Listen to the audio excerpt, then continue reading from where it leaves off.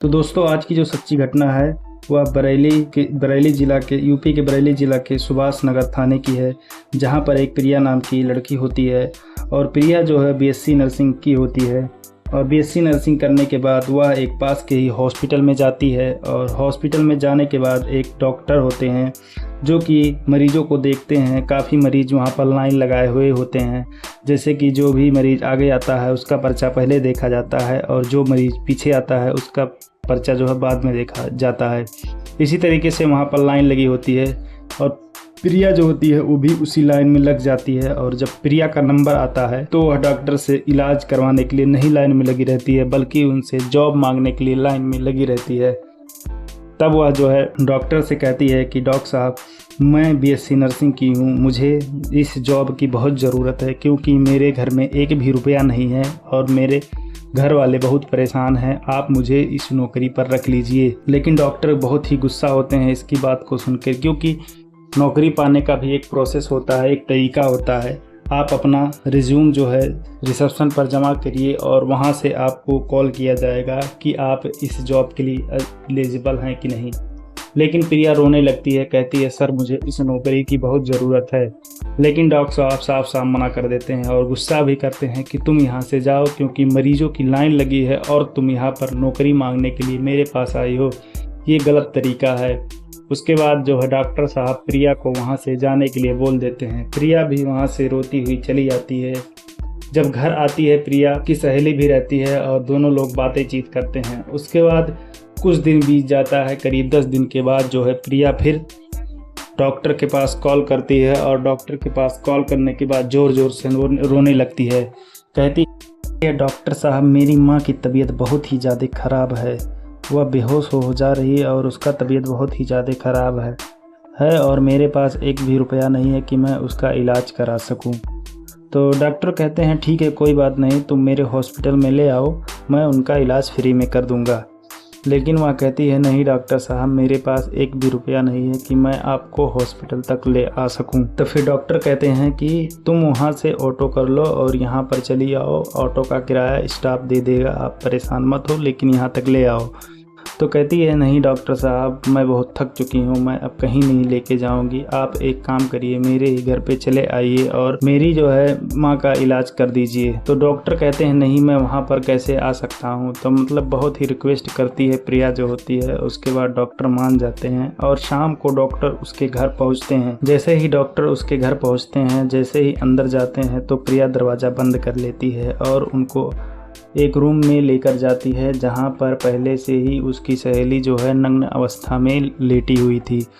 जैसे ही प्रिया उनको उस कमरे के अंदर करती है और दरवाज़ा लॉक कर देती है।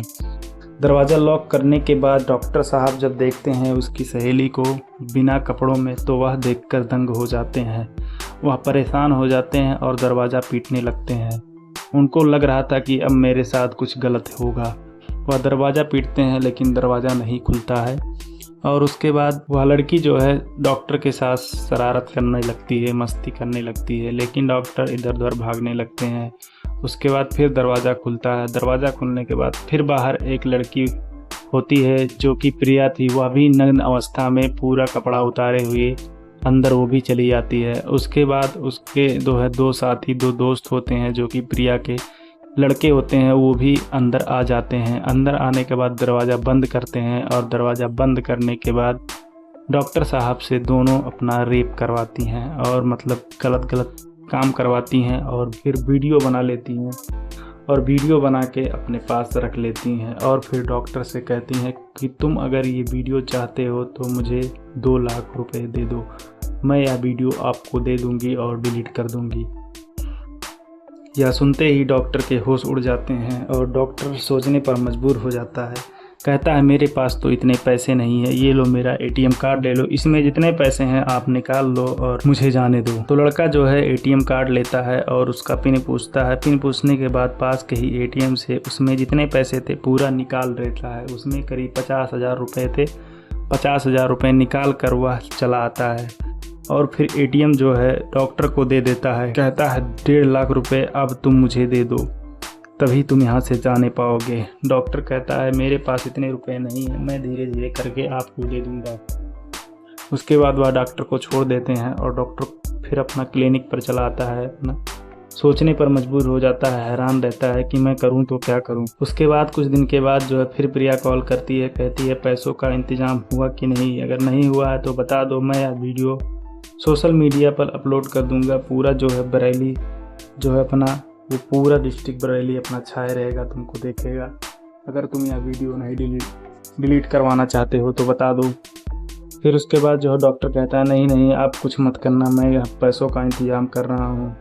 अब वह डॉक्टर सोच ही रहा था, फिर घर आता है। घर पर वह बहुत ही सोचता है। अंत में वह जाकर पास के ही पुलिस स्टेशन में कंप्लेन करता है कि ऐसे ऐसे इस तरह से मुझे एक लड़की ब्लैकमेल कर रही है। पुलिस वाले उसकी बात सुनते हैं लेकिन नज़रअंदाज कर देते हैं, क्योंकि इस तरह का मामला फेक भी होता है, तो इसलिए पुलिस जो है इस तरह के मामले को नज़रअंदाज कर देती है। और उसके बाद वह लड़का आखिरकार डॉक्टर जो है परेशान हो जाता है, तंग हार जाता है। वह लड़की प्रिया जो है रोज़ कॉल करके उसको परेशान करती है। आखिरकार वह तंग आकर फांसी लगा लेता है और फांसी लगाकर आत्महत्या कर लेता है। जैसे ही आत्महत्या करता है उसके बाद इधर उधर सब यह बात फैलती है तो सब लोग तंग हो जाते हैं कि एक डॉक्टर आखिर आत्महत्या क्यों करेगा, किस चीज़ की उसको कमी रही होगी।